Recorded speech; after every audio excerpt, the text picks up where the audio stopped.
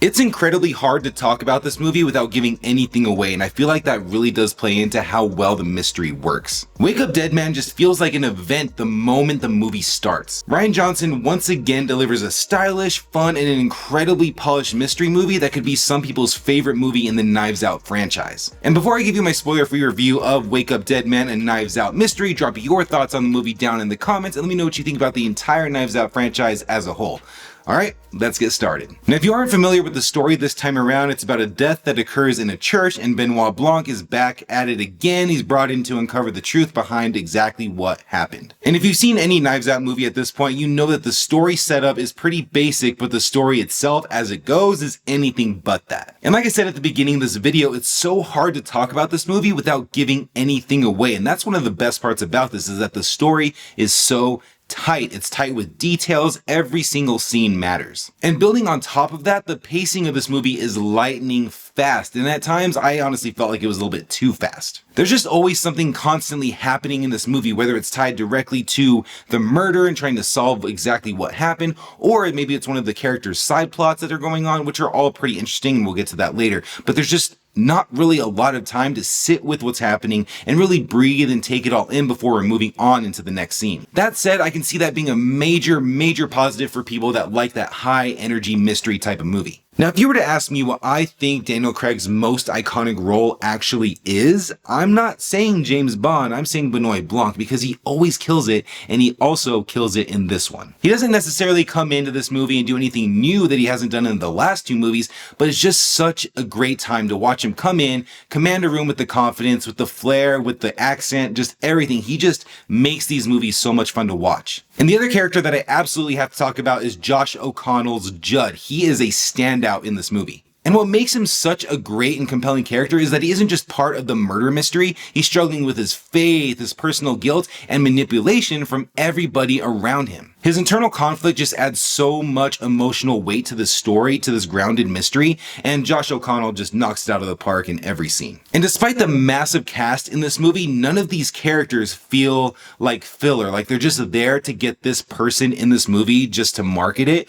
Every character in this movie feels authentic, they feel, a little bit different than one another, and all of their stories do matter and are interesting. So when that happens, you are engaged, whether it's talking about the murder or one of these different side plot stories that I was talking about earlier. All these characters are so interesting, and I love that about the writing of this movie. Now, I would love to get into detail on every single one of these side characters, but if I was to do that, that would be a whole video in itself. But that would give away too much motive. That would give you too much backstory to these characters, so I'm gonna let you go into that fresh and kind of just feel every character out and try to solve the mystery for yourself. Rian Johnson just has a way of adding so much personality and polish to each one of these Knives Out movies, and Wake Up Dead Man is no different. The way that he uses the camera in such unconventional and weird ways, it shouldn't work, but in the context of these movies, it works perfectly. And going further than just the camera work, the visuals of this movie is beautiful. This movie is absolutely stunning, whether it's the colors that are popping off of Benoit Blanc's, jacket, or it's the natural colors of the church around it, plus the different environments around the church. Like, there's always something pretty much in every frame that's going to draw your eye, grab your attention. So there's constantly so much going on in this movie that will keep you engaged, whether it's the characters, the visuals, the sound, which we'll get to in a second. There's just so much to really enjoy about this movie in every single frame. The score of this movie does exactly what I want to see in a mystery movie, where it plays exactly its role of, amplifying the scene, the intensity of the scene, making it sound a little bit more playful, exactly what's going on with Blanc, because Blanc is a personality. If you've seen any of the other movies, you know he is a personality. So some of the things that he does and some of the things that he says mixed with the camera work, the sound design, the score, just amplify everything that Rian Johnson is trying to do. Now, one of the most interesting aspects of Wake Up Dead Man is how it explores faith and manipulation without ever feeling heavy-handed. And by having the setting of this movie in a church just feels like a very natural way to kind of play with the idea of belief and, moral authority, things like that. Like several characters are influenced or outright controlled by different people and different systems of faith, personal devotion, and the people who weaponize those beliefs for their own gain. And for some people, that's not going to work. That's not what they want to see in their mystery movie. But for me, having those difficult topics to talk about really helped elevate this movie from just a simple whodunit. So every Knives Out movie that's being released, to me, kind of starts to feel like an event movie, right? This huge murder mystery,